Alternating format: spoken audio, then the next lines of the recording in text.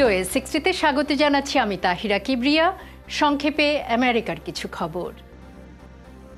যুক্তরাষ্ট্র ও রাশিয়ার শীর্ষ কূটনীতিকরা মঙ্গলবার সৌদি আরবে তাদের দুদেশের মধ্যকার সম্পর্ক পুনর্স্থাপন এবং ইউক্রেনে রাশিয়ার যুদ্ধের সম্ভাব্য অবসান নিয়ে বৈঠক শুরু করেছেন। দুপক্ষেরই প্রত্যাশা সীমিত।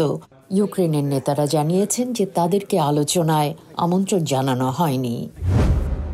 রিয়াদে যুক্তরাষ্ট্র ও রুশ কর্মকর্তাদের মধ্যে আলোচনা শুরুর আগে রাশিয়া আমেরিকান এক নাগরিককে মুক্তি দিয়েছে। ওই ব্যক্তিকে অল্প পরিমাণ গাঁজা রাখার অভিযোগে আটক করা হয়েছিল।